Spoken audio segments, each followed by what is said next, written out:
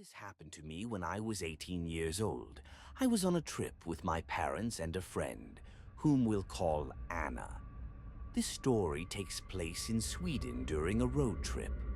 My parents, Anna, and I were traveling domestically with an 8-hour drive ahead of us. Our plan was to visit a theme park and stay at a campsite, but we hadn't made any reservations.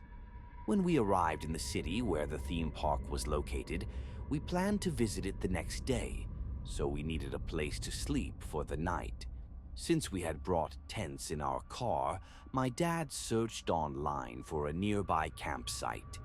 He found one that seemed nice and close, so he called them. Unfortunately, there was a major soccer tournament happening that day, and the campsite was fully booked. Since we hadn't reserved a spot in advance, there was no space left for us. My dad called around, but we couldn't find any available campsites that were both affordable and near the theme park. Our only option was to camp in the wilderness. To avoid parking fines, we set our GPS to the nearest parking area in a forest. Eventually, we found a spot in a nature reserve. Upon arrival, we saw some people nearby, so we asked if it was okay to set up our tents there and whether it was a safe place to stay. A woman who was hiking assured us that it was a good spot and that there were no parking attendants. Based on that, we decided to camp in a small, isolated gravel parking lot. We were surrounded by forest and a beach was about a 10-minute walk away. Initially, we considered setting up our tents on the beach, but something told me it would be safer to stay in the parking lot. As we stepped out of the car to set up camp, I noticed a single car parked farther away in the lot. It was in poor condition and no one was inside. I found it odd, as it was already evening and there were no other visitors left at the beach or in the forest. However, I didn't dwell on it.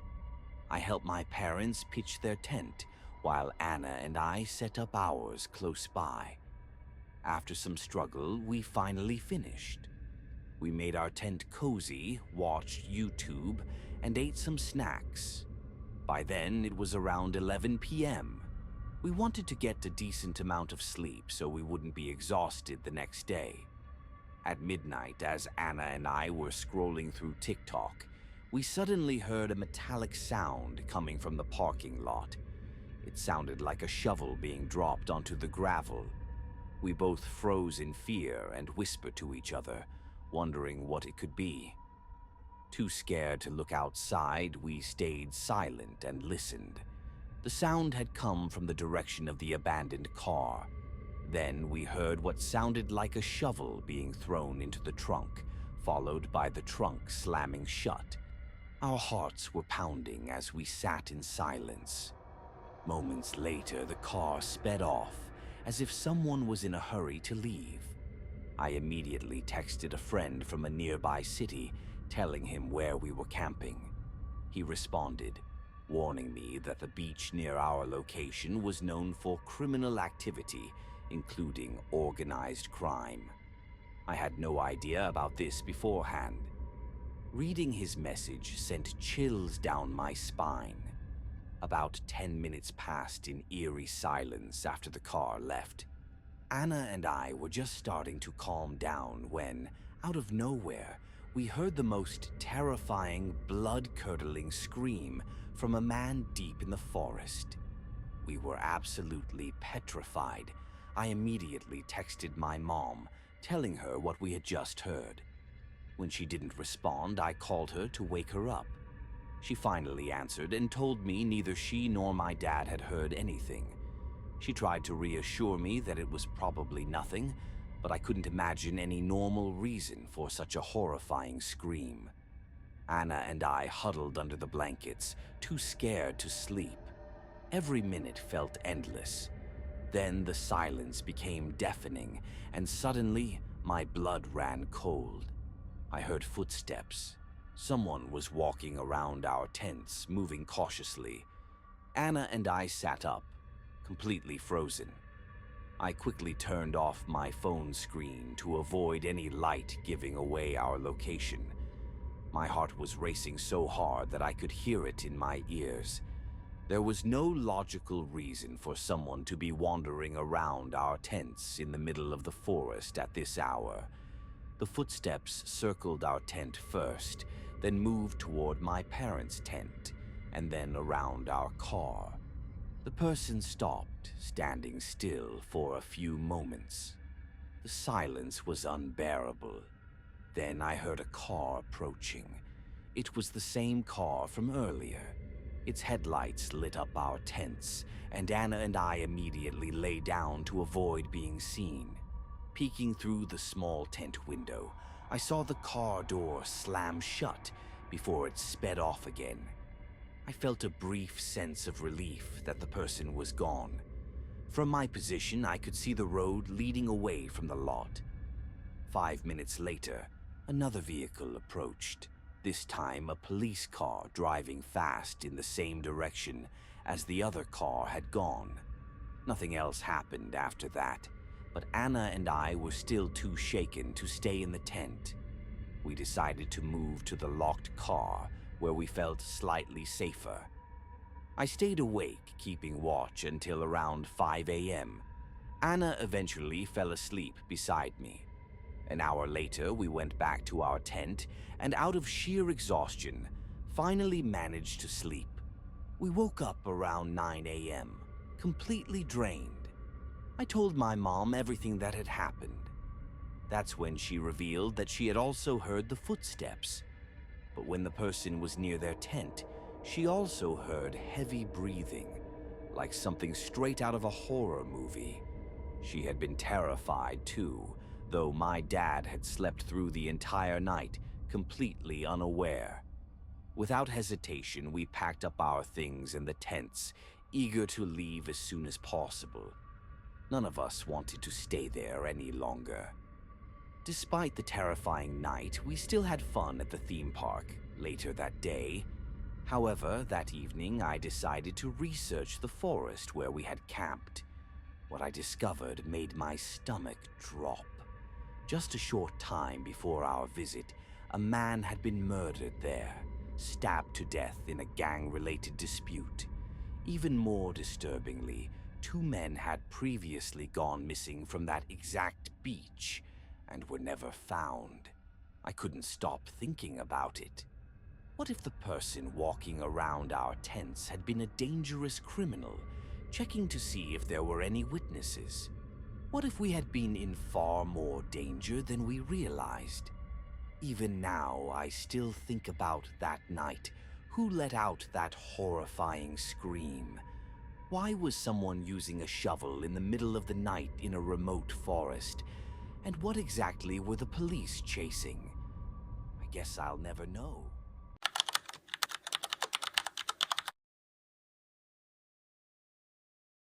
This is a story that still unsettles me whenever I think about it, even though I was very young when it happened. I was around 6 years old at the time. That's the age when my childhood memories start to become clearer. I have one sibling, my older brother, Keith. He's 2 years older than me, so when I was 6, he was 8. I had a strict bedtime of 8:30 p.m., and if I didn't follow it, or if our dad caught either of us awake past bedtime, we'd be in big trouble. Our dad was always strict with us as kids. I don't remember if this happened on a school night or not, but I woke up in the middle of the night to Keith shaking me awake. Keith and I shared a big bedroom upstairs, while our parents' room was downstairs. I was confused about why he was waking me up, until he whispered for me to be quiet and listen. I did, and that's when I heard it. It was our mom's voice calling to us from downstairs, but it was a quiet, almost whisper-like voice. I was about to get up and go to her, but Keith stopped me. He said he didn't think it was Mom. I got mad at him and told him to stop trying to scare me. He insisted that I get closer and listen. So I walked toward our bedroom door. Just outside was a small hallway leading to the bathroom and another bedroom where our grandma stayed when she visited. To the right of our door was the staircase leading downstairs, which had its own door. I pressed my ear against our bedroom door, and now the voice was clearer. It sounded just like Mom, softly calling our names. Keith, Mikey. I turned to Keith and said, "That's Mom," but he shook his head. Somehow, despite being the younger brother, I was the one who felt confident enough to open our bedroom door. I then crept toward the stairway door and listened again, but now the voice had stopped. I whispered to Keith that Mom must have walked away. Again, he insisted, "That's not Mom." I was frustrated and told him to stop scaring me. I unlocked the stairway door and slowly pulled it open to avoid making any noise. When it was open just a little, I peeked through. At the bottom of the stairs, I saw a silhouette, a woman. But right away, I knew it wasn't Mom. She saw me. In a sweet voice, she said, "Hi, sweetie. Come down." Immediately, I slammed the door shut, locked it, and ran back into our bedroom, locking that door as well. I started crying while Keith kept repeating, "I told you." We agreed to scream as loud as possible to wake our parents. On the count of 3, we stomped on the floor and yelled at the top of our lungs. It didn't take long for our parents to rush upstairs, pounding on the locked door. At first, Dad was furious about the locked door, but when we let them in, they saw my tears and how genuinely shaken we were. They listened as we told them everything. Mom looked worried. She assured us she had never been at the bottom of the stairs and hadn't called our names. She asked what the woman looked like, but all we could say was that we couldn't tell. Meanwhile, I remember Dad running downstairs, probably to check the house. After a while, Mom tucked us back into bed and told us to keep the doors locked, which was something she had never said before. At the time, I was too young to understand, but looking back, it seemed like our parents had a strong idea of who it could have been. Later that night, we heard the doorbell. Peeking out the window, we saw a police car parked outside. We wanted to go downstairs, but we stayed put. We begged our parents to tell us who it was and what had happened, but they always claimed they didn't know. They just kept saying how proud they were that we hadn't gone downstairs. To this day, I believe they did know who it was. And to protect us from further fear or trauma, they never told us. The last time I asked them about it over dinner, they simply shrugged it off as a random intruder. But that still doesn't explain how the woman knew our names.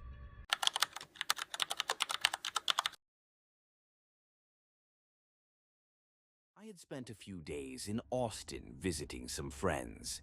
Since I live in Louisiana, the drive takes almost the entire day. On my last day there, my old friend Tom replied to my Instagram story, asking when I was heading out. I told him I was leaving that day. He mentioned that he lived about an hour outside of Austin, which was actually on my way home.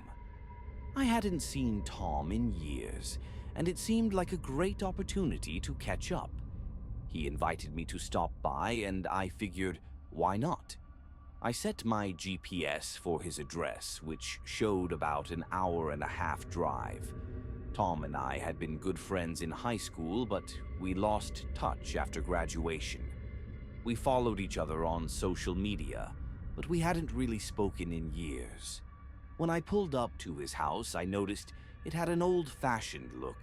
It wasn't run down, just aged. The wooden porch creaked beneath my steps, and when he opened the door, I was met with the scent of old wood and something earthy, like a cabin deep in the woods. Tom greeted me with a big hug and pulled me inside. Some friendships stay strong no matter how much time passes. The inside of the house matched the outside, frozen in time. The furniture looked like it was straight out of the 70s, and every step I took on the hardwood floors let out a quiet creak. It had a certain charm, like stepping back in time. We settled into his living room, catching up over whiskey. By then, it was around 5 p.m. One drink turned into 2, then 3, and before I knew it, I was drunk. The warmth of the alcohol made the room feel smaller, cozier, but also heavier. Time blurred, hours passing in what felt like minutes. Eventually, Tom asked the question I knew was coming. "Hey man, it's a long drive back. Why don't you crash here for the night?" I hesitated, but he was right. I wasn't in any condition to drive. "Good idea," I said, asking if I could take the couch.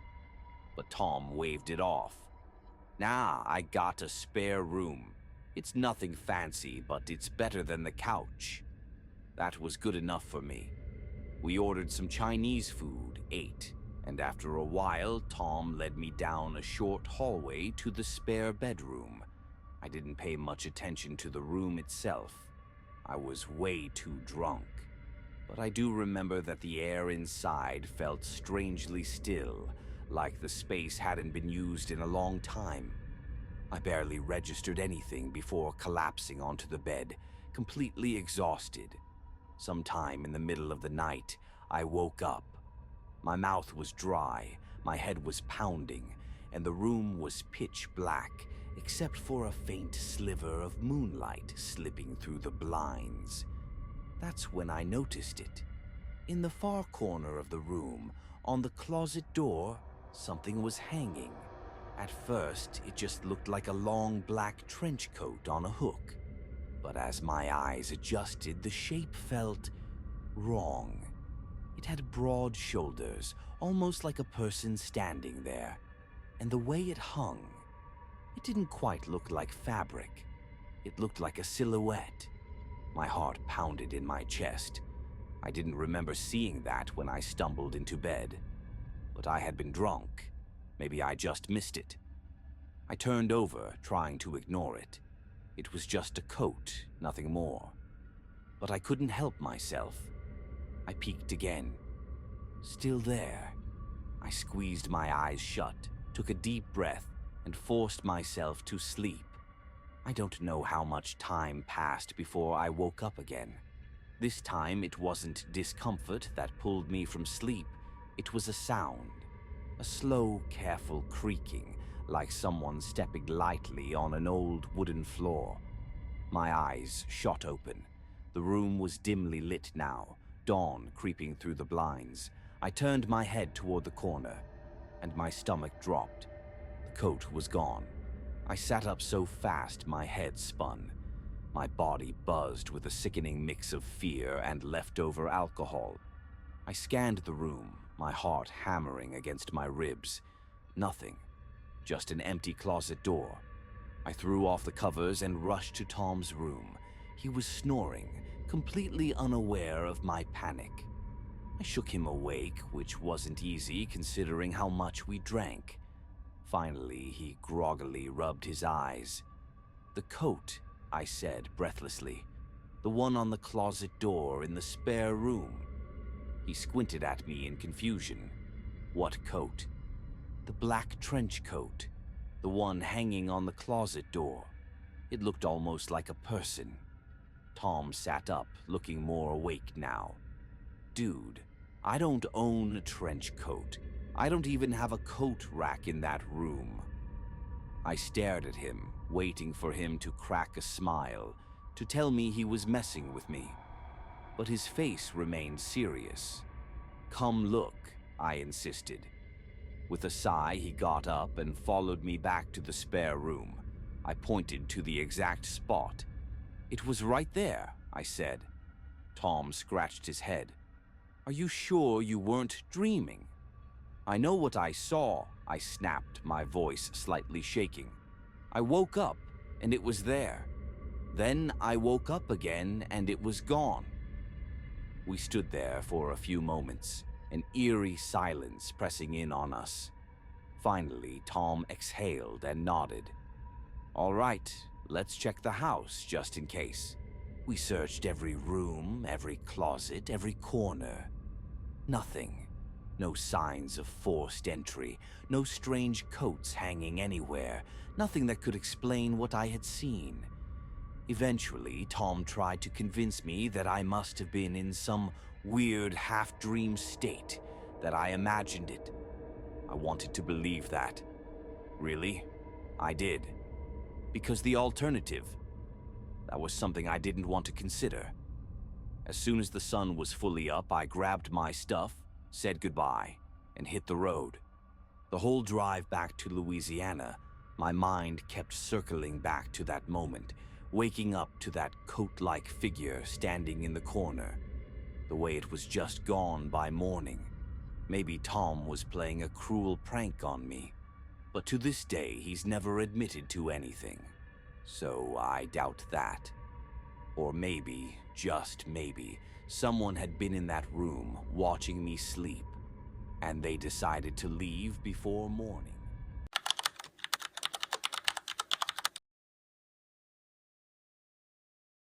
This happened when I was 16 and still in high school. Since I didn't have a car yet, I relied on my parents to drive me or walked if my destination was nearby. One weekend, my friend Haley invited a few of us over because her parents weren't home. My mom dropped me off at Haley's house, which was only a 3-minute drive or a 20-minute walk away. At the time, my mom was single and often went out in the evenings. She told me that if she was out late, I should either walk home or find a ride, which meant she was going on a date. That night, it was just me, Haley, and 3 of our girlfriends, Tina, Courtney, and Belle. We hung out in Haley's backyard for hours, enjoying our time together. But then, unexpectedly, some boys from our school showed up. I later realized that Haley had invited them without telling me. I wasn't thrilled, mainly because one of the boys was someone I had an uncomfortable history with and wasn't eager to see. Haley had set this up, thinking she could get us to talk things out, but it only made things awkward. There were 4 boys and 5 girls, including me. After a while, I realized I wasn't enjoying myself, so I decided to leave. I assumed the others would start leaving soon since it was already late, but I just didn't want to be around those boys. As I walked home, I texted Haley to tell her how upset I was. She kept apologizing and begged me to come back, but I was determined to go home. After walking for about 5 minutes, I suddenly had a strange feeling, like I was being watched. I slowed down and listened closely. There were footsteps behind me. Turning around, I saw a middle-aged man with a hood covering his head and his hands tucked into his hoodie pocket. He was smiling at me. "How you doing?" he asked. I forced a quick hi and turned back to keep walking. Since we were in a suburban area, seeing people out late wasn't completely unusual, but something felt off. I continued walking for another 5 minutes, glancing back every so often. The man was still there. Every time I checked, he seemed just a little bit closer. I had to make several turns onto different streets to get home, yet every time I did, he followed. My heart started pounding. I texted my friends about it, and then I heard his voice again. "Isn't it such a nice night? Love this weather." I muttered a quick, "Yeah," and kept walking. I picked up my pace slightly, careful not to make it too obvious. Then he spoke again, and every word made my stomach turn. "Are you from the neighborhood?" "No," I answered firmly. He chuckled, and I felt a chill run down my spine. At that point, I was desperate for help. I messaged my friends asking if someone could come pick me up. Ironically, the boy I had been trying to avoid at the party let's call him Brandon, was the one who volunteered to come get me. Then the man behind me said something that sent me into full-blown panic.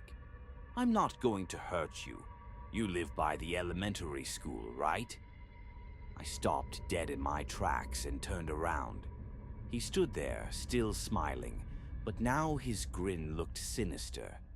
Terror took over. I screamed, "Leave me alone," and started running.